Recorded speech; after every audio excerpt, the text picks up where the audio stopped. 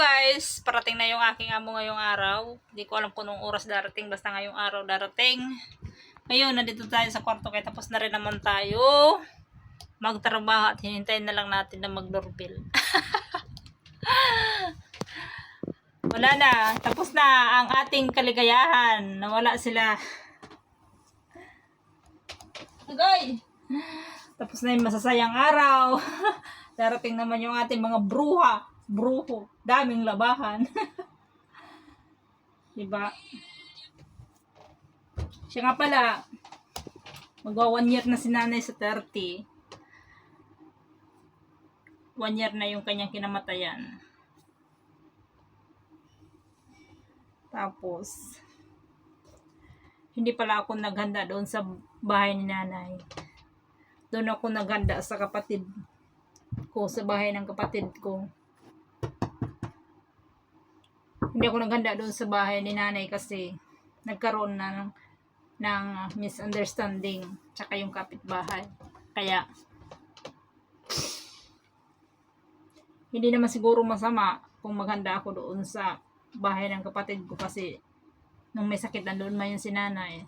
Tsaka mas maganda siguro yung umiwas ka na lang, lumayo ka na lang, maghanda kaysa yung maghanda ka doon sa bahay ni nanay na nandoon sila tapos gagastos ka pa, may masasabi pa sa'yo. Mas maganda siguro yung lumayo ka na lang, magpakain ka na lang sa ibang tao, diba? Parang yun ang point ko, mas maganda yung ganon. At least maginhawa sa akin, wala silang maririnig tungkol sa akin, wala akong gumastos, diba? Tapos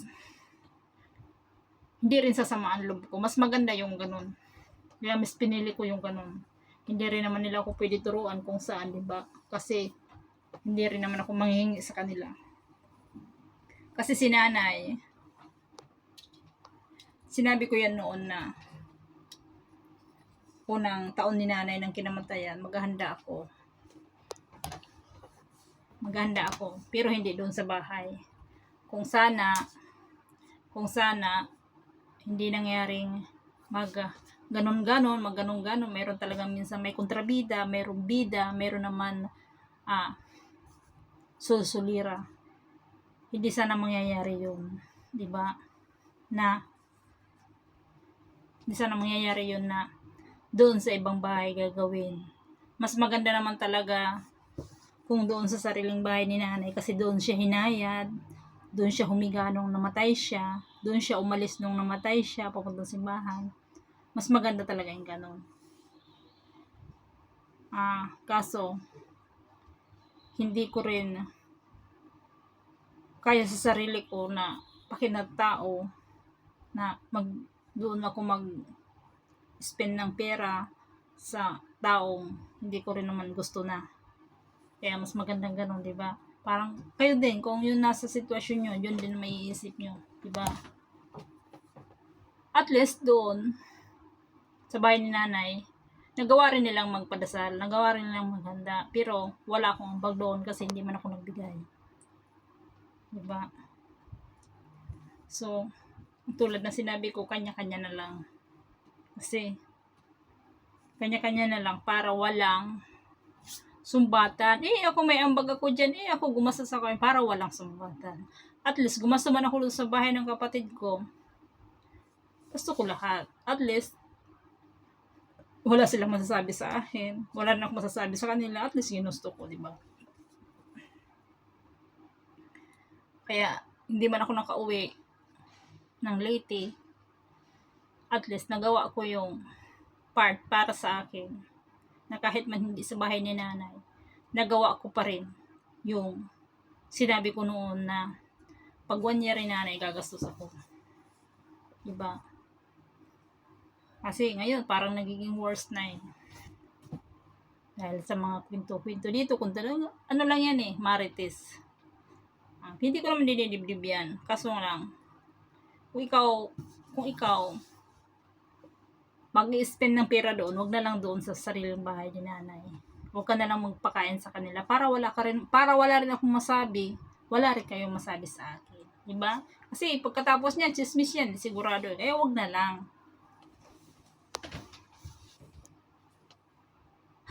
Kasi dati sinabi ko yun na uuwi ako.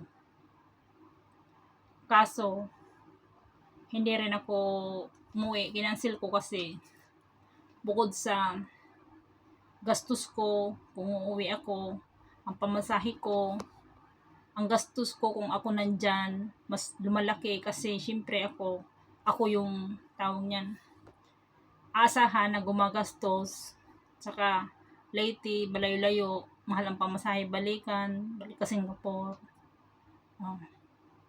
Tapos yun din, ganun din ang uuwiin mo doon. Hindi, sila na lang, gutos na lang ako, na sila na lang ang gumawa. Ako na lang magbibigay. Para kahit papano, yung iuwi ko, iibang buwan na lang para kahit papano magkaroon na ako ng time para sa sarili ko. Ganun talaga, di ba? Hindi rin maiwasan yung mga kwento. Mga kwento nung walang kwenta. Nakasira ng baba. Ako kasi, kapag may nasabi ka sa akin, sasagutin kita. Huwag kang magalit kung sagutin kita kasi natural lang yun, di ba? Natural lang yun sasagutin kita. Pero isipin mo kung tama ba yung sinasabi ko, hindi.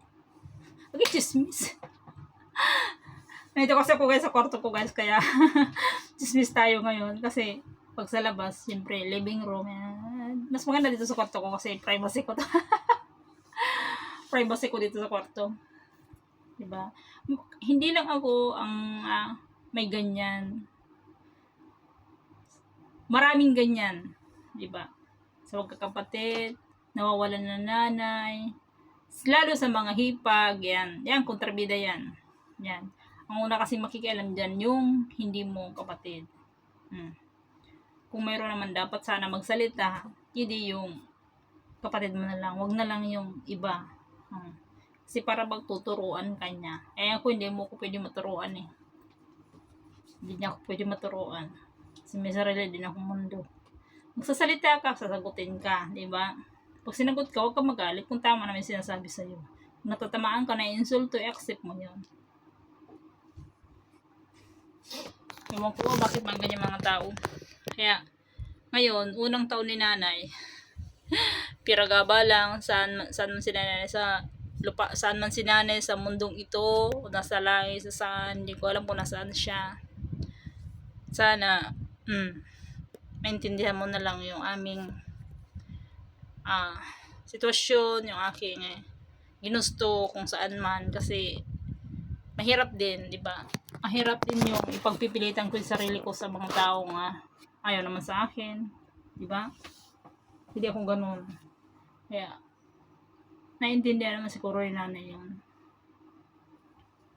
Tsaka nagpapamisa rin naman kami sa simbahan, paalam sementeryo, hindi naman siguro masama. Kahit paano, napadasalan na nila sa bahay. So, ayan yung ating aking araw ngayon. Uuwi na yung ating boss. Boss. Ay, nako, hindi na tayo dito. Video. Labahan na yung kaharap. Ito pala guys yung aking kwarto. Maliit lang. Kung gaano kalaki yung katawan ko, ganyan lang siya. Tapos yung higa ko. Yung higa ko.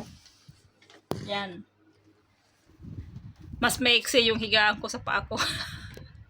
Kaya yung paa ko sumasakit. Mas maiksi yung higaan ko sa paa ko. Kaya pag umihiga ako, ang paa ko nakapatong doon sa dulo, yun sa taas. Sa may battle na yan. Nakapatong yung paa ko doon kasi nakabaluktot ako pag humiga. Yan. Ganyan lang yung kwarto ko. Tapos mga abubot ko. Yan ang mga abubot ko. Yan. Tapos yung underbed, mayroon pa yan. Puno yung underbed. Puno pa yan. Hindi ko alam kung saan ko dadalhin niya. Paano ko pag umuwi ako, saan ko lalagay yan? Siguro box. Asus Ginoo. Patawarin tayo ni Lord. Guys, malapit ako mag 1,000 subscriber.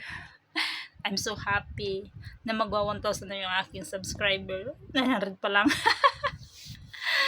Kasi ilang taon rin ako nag-YouTube na hindi umaangat.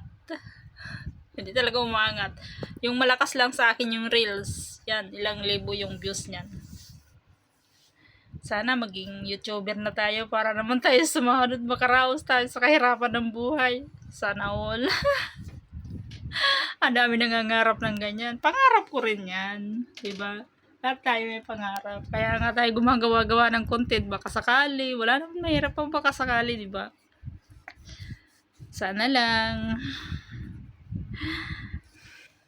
Kati. So, ayan lang guys, ang aking video ron. Kahit magpahinga muna tayo dito.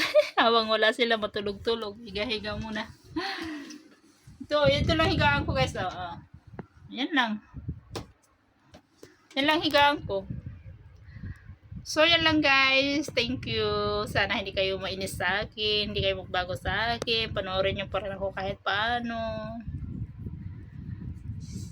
Okay guys. Thank you. Bye-bye.